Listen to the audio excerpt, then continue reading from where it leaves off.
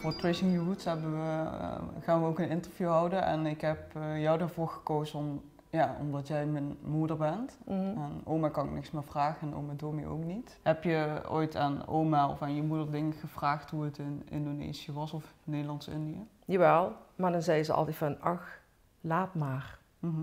En dan vroeg je ook niet meer verder, want dan wist je van, als ze zei van al, dan moest je ermee ophouden. Dan was het klaar. Al is, vraag maar niks meer. Wat vond je daarvan?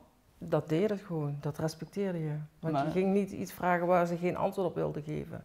Ja, hun hebben eigenlijk wel leren zwijgen. Want als je ergens niet over hoeft te praten, heb je er ook geen verdriet van. Als ik jullie niks leer over de afkomst van mijn moeder en mijn oma, dan is het straks weg. Ja. Als ik jou niks meegeef en jij krijgt later kinderen, dan kan je ook niks meegeven. Terwijl dat het wel in onze genen zit. Dat is een stukje trots die we met ons meedragen. Ja. Heb je nog mooie herinneringen aan je oma of aan je moeder die echt typisch Indisch zijn? Ja, het gastvrijheid, altijd. Het eten is heel belangrijk. Als iemand op bezoek kwam, dan stond mijn moeder ook altijd in de keuken en zei ze ook altijd van ja, maar jullie blijven wel eten. Dus dat vond ik altijd wel heel fijn. En het warme, wat dan toch erbij hoorde. Het warme gevoel, dat vond ik altijd wel heel prettig. Ja.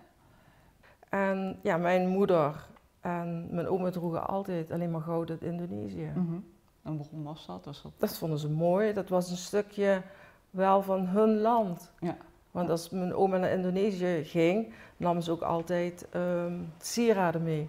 Zelfs voor jou, jouw eerste kleine armbandje. Heb je die nog? Ja,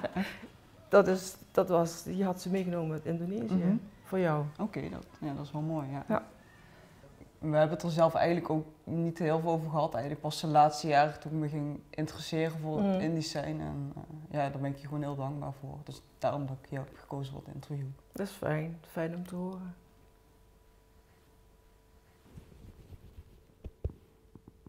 Ja, en zeker omdat we 4 generaties zijn. Want we hadden oma, ik had mijn moeder, ik was zelf. En toen kregen we Janneke. Dus wij waren, als we met z'n 4 waren, legde ik dat ook altijd vast op foto. Want ja, dat is zo bijzonder. En zeker omdat het van Indische afkomst is. Ja.